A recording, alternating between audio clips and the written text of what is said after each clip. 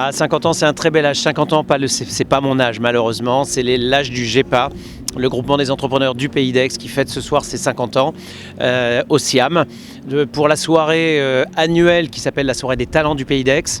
Malgré son grand âge, est-ce que le GEPA se porte bien? Le GEPA se porte très bien. Il est vrai qu'après la période qu'on a tous connue du Covid, les réseaux c'était un peu compliqué, les gens sortaient moins, il a fallu redynamiser le GEPA et on y est bien arrivé puisque il n'y a qu'à voir l'ambiance de la soirée pour le constater par soi-même. Si on se tourne vers les 50 années qui sont passées, quels sont quelques temps forts que vous retenez? Ah, des temps forts, mais le GEPA, il y en a eu plein des temps forts. 50 ans d'histoire, il y a eu les batailles pour avoir une gare TGV Aix-en-Provence, il y a eu des batailles pour que ITER s'implante à l'époque de M. Raffarin.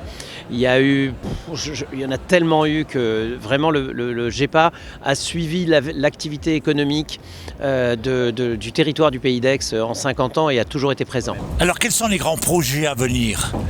Les grands projets du GEPA, c'est continuer à faire quelque part, à œuvrer au travers de certains événements, des soirées, des petits déjeuners, des déjeuners. On a tout un tas de formats différents avec des tables rondes pour faire que les entrepreneurs et chefs d'entreprise puissent se croiser, se côtoyer, échanger d'abord pour le réseau, pour le plaisir du réseau, pour éventuellement faire des affaires, mais ce n'est pas la vocation première du GEPA.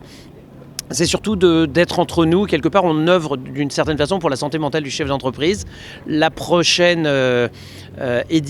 prochain événement important sera le 6 mai au CREPS. C'est une avant-première, on ne l'a pas encore annoncé. Ce sera au CREPS d'Aix-en-Provence avec une table ronde avec des gens de très haut niveau sur la santé mentale et le corps et l'esprit du chef d'entreprise.